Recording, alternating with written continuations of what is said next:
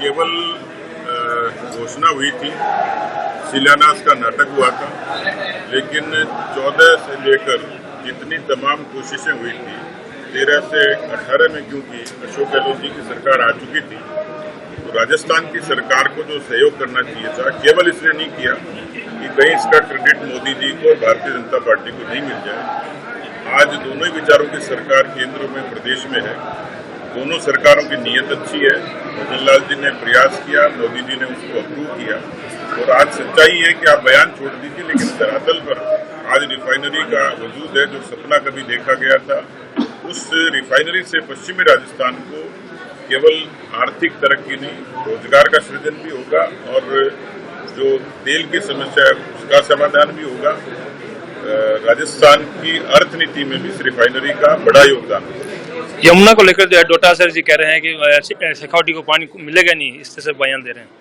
काल्पनिक बयान है। मुझे लगता है कि पहली बात तो ये फैसला देश में नजीर बनेगा कि किस तरीके से प्रदेशों में जल समस्याओं का समाधान हो सकता है। इसको सकारात्मक रूप से लेना चाहिए कि हरियाणा राजस्थान को अपने हिस्से का पानी देकर राजस्थान के लोगों की प्यास बुझाएगा।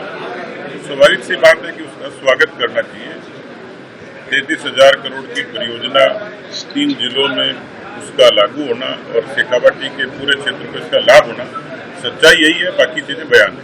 इससे आज 125 श्यामा प्रसाद जी जन्मतिथि से पूर्व जो कार्यक्रम किया, इस देश में गांधी नेहरू का बहुत महिमा मंडन हुआ, लेकिन एक ऐसे युग पुरुष थे कि जिनका व्यक्तित्व पहचाना नहीं गया। ऐसे पुरुष थे डॉक्टर श्यामा प्रसाद मुखर्जी, जिनकी 125वीं जयंती है, 126वां उनका जयंती वर्ष मना रहे हैं हम लोग। मुझे लगता है कि समय था जब देश के लोकतंत्र को मजबूती देने के लिए एक नए मजबूत पुरुष की आवश्यकता थी। तो जनसंघ का दिया जलाने वाले डॉक्टर श्यामा प्रसाद मुखर्जी थे। हम लोग उनको श्रद्धा से याद करते हैं। आज और कल डॉक्टर श्यामा प्रसाद मुखर्जी के नाम से उत्साह होगा पूरे कार्यकर्ताओं को, क्योंकि डॉक्टर श्यामा प्रसाद मुखर्जी और पंडित दीनदयाल उपाध्याय ये दो ऐसी शख्सियत थी जिन्होंने राजनीति में एक नया दर्शन दिया। ये डॉक्टर श्यामा प्रसाद मुखर्जी एकता अखंडता के लिए शहीद हुए, और पंडित दीनदयाल उपाध्याय ने एकात्म अंत्योदय जैसा एक दर्शन दिया, जिसके जरिए शासन की वाजपेयी से लेकर मोदी जी तक नई अवधारणा को जन्म दिया। आज जितनी योजनाएं हैं वो इन्हीं दोनों के श्रीमुख से निकली हुई, जो धरातल पर पुष्पित हुई है।